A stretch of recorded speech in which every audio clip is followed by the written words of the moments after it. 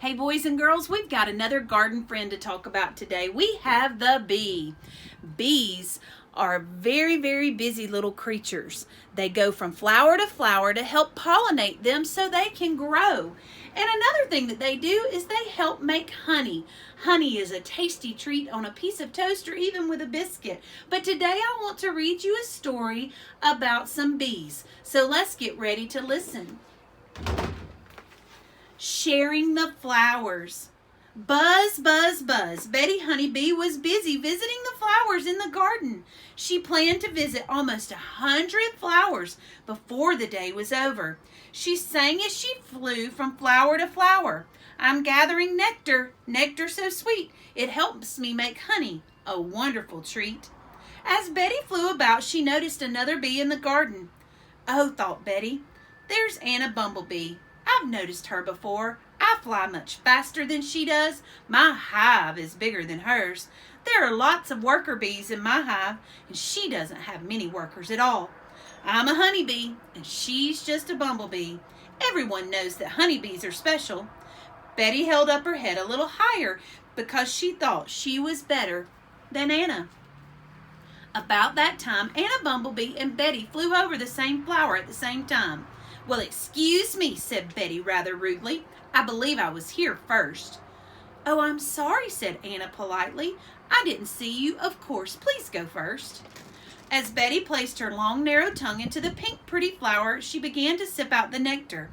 Anna Bumblebee spoke up again. Don't you live in the big hive at the oak tree? I've heard you have a wonderful hive and many worker bees. My hive is a small one in the elm tree. It's not nearly as large as yours, but it's comfortable. You must have a lot of babies in your hive to feed. Is there anything I can do to help you? Anna was so kind that Betty began to feel ashamed. She had been so rude to Anna.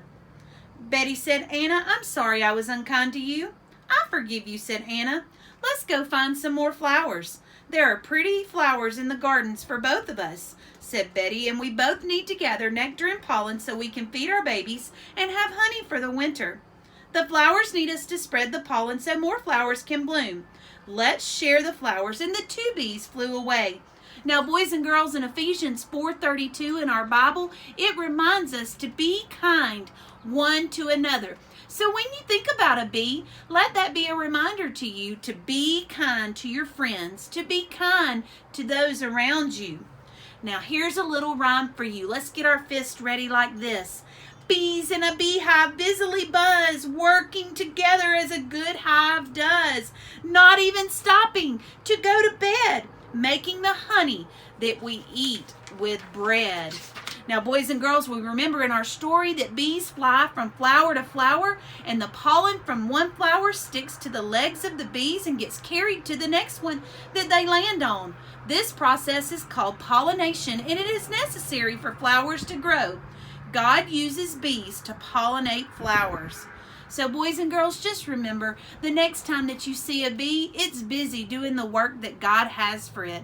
And boys and girls, once again, just remember, always be kind. Have a great day.